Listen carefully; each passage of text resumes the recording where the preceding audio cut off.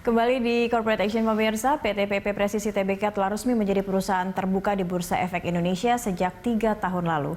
Rekan saya Jelita Telamanu akan menyampaikan berbagai informasi untuk Anda. Jelita, silakan. Baik, terima kasih Cakri. Pemirsa, anak usaha PT PP ini telah menunjukkan kinerja saham yang atraktif sejak melantai di pasar modal sebagai emiten. Kita simak datanya pemirsa. Oke, ini adalah PT PP Presisi Tbk dengan kode PPRE. Pencatatannya adalah pada tanggal 24 November 2017, pemirsa masuk ke papan utama. Kemudian bidang usaha utamanya adalah konstruksi, engineering, procurement and construction atau EPC. Sektornya adalah infrastructure, utilities and transportation. Kemudian subsektornya adalah non-building construction. Kita lihat siapa saja yang memegang saham dari PT PP Presisi Tbk ini. Yang pertama adalah saham dominannya. Kita lihat di sini ada 76,99% pemirsa atau sebanyak 7,87 miliar lembar saham. Kemudian ada Koperasi KPS PT PP yang memegang saham sebesar 6,31% atau sebanyak 645,35 juta lembar saham. Kemudian untuk masyarakat di sini ada 16,07% atau 1,64 miliar lembar saham. Dan selanjutnya kita lihat bagaimana pergerakan harga saham dari PPRE ini sejak Januari hingga Juni 2020 ini. Kita lihat berada di angka Rp254 per lembar saham pada awal Januari. Kemudian masuk ke Februari sempat turun di angka 184. Begitu pula di bulan Maret juga turun cukup signifikan di angka Rp78. Kemudian naik lagi pada bulan April di angka Rp135 per lembar sahamnya.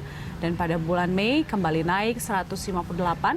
Dan pada bulan Juni tanggal 5 ada di angka Rp216 per lembar saham. Kemudian turun lagi pada akhir Juni ini di angka Rp198 per lembar sahamnya. Ya, itu dia sejumlah data yang dapat saya sampaikan. Kembali ke rekan Cakri.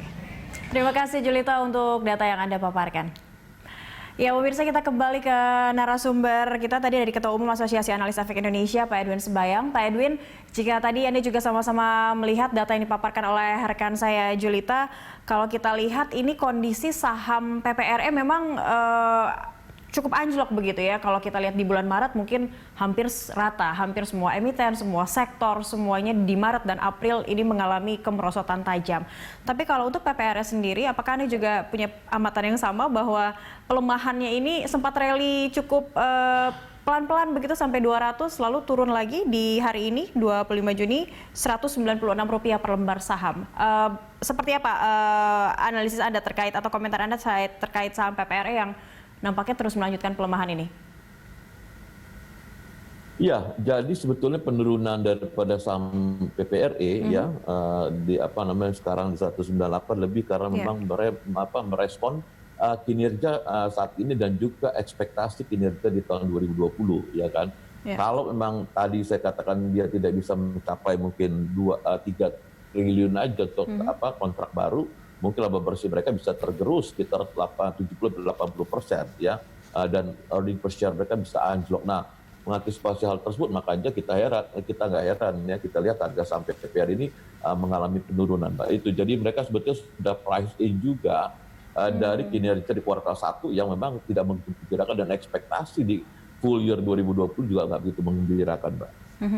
Oke, tapi kalau Anda melihat untuk saham konstruksi, salah satunya kalau kita fokus pada PPRE ini, seperti apa sih sebenarnya resiko bisnis yang dihadapi oleh para perusahaan-perusahaan konstruksi sebenarnya di kondisi sekarang ini, Pak Edwin?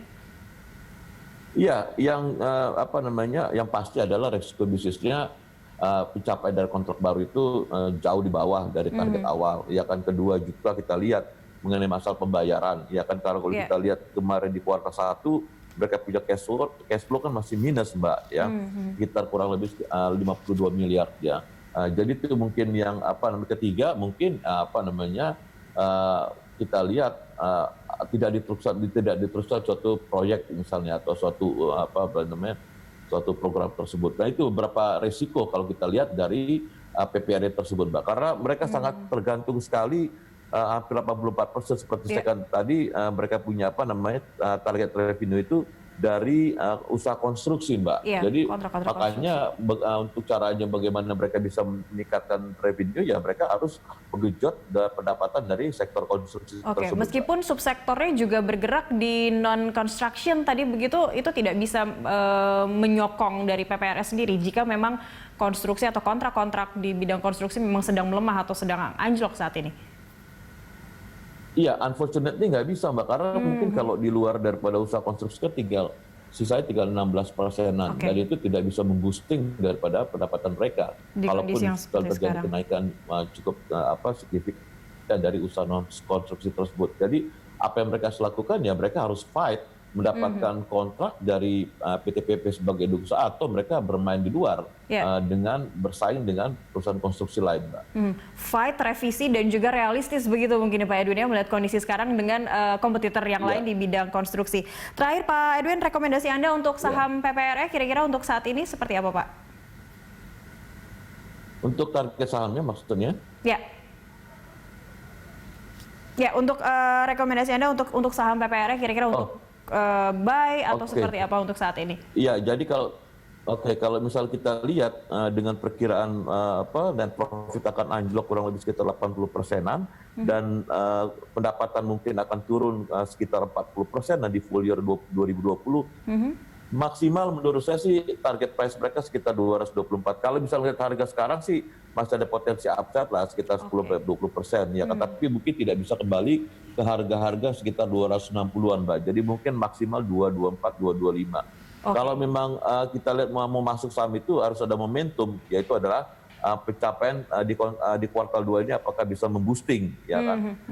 Kontrak baru yang mereka dapatkan minimal 1 triliun, Mbak. Kalau hanya sekitar 850 miliar, hold menurut saya dulu sih begitu mungkin ya. apa yang saya khawatirkan tadi akan terjadi, Pak. Oke, nantikan hingga sampai saham PPRE bisa kembali pulih lagi di kisaran 200-an begitu ya Pak ya, karena sekarang masih di 196, 198. Terima kasih banyak Pak Edwin Sembayang telah hadir bersama kami di Corporate Action pagi ini. Terima kasih, Mbak. Selamat pagi.